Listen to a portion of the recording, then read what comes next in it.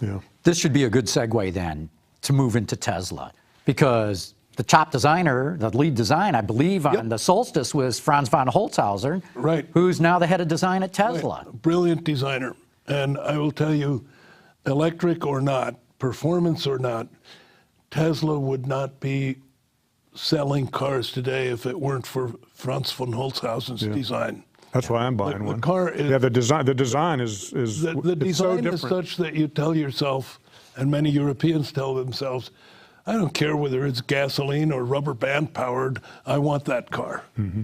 And a design sells, let's face it. And it's really the first electric car with a truly compelling design, where a lot of times I think automobile companies went to extremes to make an electrified car look funny so that people would recognize it as being electric. Whereas with the Tesla, it's totally transparent. Yeah, no, I mean, you were able to transform the tree hugger buyer to somebody like me. I mean, I'm not a greenie. I'm a, I'm regular old car guy. Yeah, I'm an oil-thirsty, dinosaur, and yet the Model 3 design and performance appeals to somebody like me. Why wouldn't it? I mean, the cars are.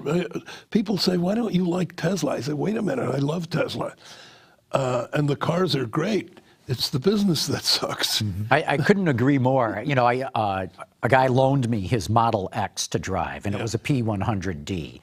And I was knocked out by that vehicle, absolutely knocked out. But I separate, to me, it's what you're saying. There's Tesla, the industrial business corporation, which is a disaster. Right.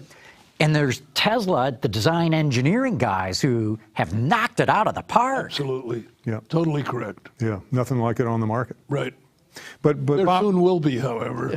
Well, but that's a question, though. I mean, so back in the hybrid days, when everybody's predicting hybrids are going to be 50% of the market, Toyota Prius comes out. This is the new revolution. Turns out, all people wanted was a Toyota Prius. It's still 50% of the hybrid market. Is it the same with Tesla? I mean, if you bring out Volvo Polestars and Jaguar I-Paces and all this stuff, people will say, that's not an electric car. I want a Tesla. The brand is strong, no question about it. But Audi is a strong brand. Jaguar is a strong brand with limited distribution. Mercedes is a strong brand. Porsche is a strong brand. Some of the GM brands are at various levels of strength. But when everybody is out there with electric vehicles of equal range and equal performance, some of which will also, I think the Jaguar I-Pace, I think, is a brilliant crossover design. Yeah. The upcoming Porsche four-door 300-mile electric, which when I look at the pictures of the concept car, which is probably very close to production, I tell myself, that's what the Panamera should have been. But they're gorgeous. And I think the Audi e-tron is going to sell between $50,000 and $75,000. I thought they said 75,000 for the e-tron. Base price is $79,000. Okay, well, but still $795. But I got to tell you, a lot of money, though. I just had a Jaguar I-Pace here this week that I was test driving. Very nice car. I'd take the Model X over it. I saw the Audi e-tron. It doesn't get my heart racing. The Mercedes... But it's an Audi. But it is an Audi, I grant you that. And the Mercedes EQC looks to me like the design staff mailed it in. It is not a handsome design to my eye, it looks like a 2014 Ford Edge Sport. Yeah, well, in that case, it's a missed opportunity. But my point is, competition is coming on big time. And every other automobile company is going to be selling their purely electric vehicles at a price to gain market penetration, because they have to meet the law. So they'll do sacrificial pricing, and they can recoup it on the conventional stuff. Tesla might be successful at 5 or 10% or maybe even 15% priced over the German competition. But that's about the limit.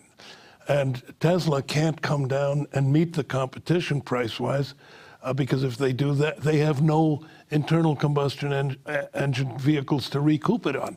And that's the big vulnerability, is Everybody else can afford losses on the electric vehicles.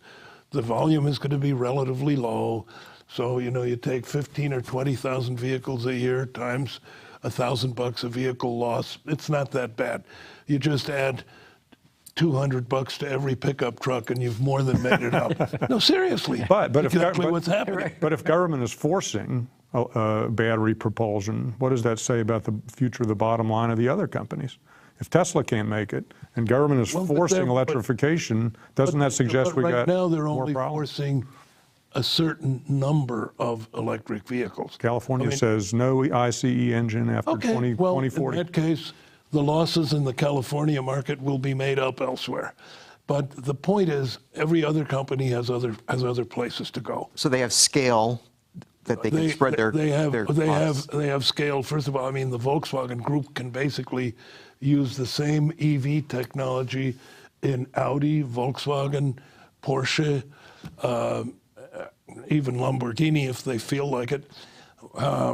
Whereas at Tesla, they've got a gigantic share of mind in the American market, but the actual scale of the company is still tiny. It's still like under 200,000 cars a year, which is the annual output of one General Motors or Ford assembly plant. Right.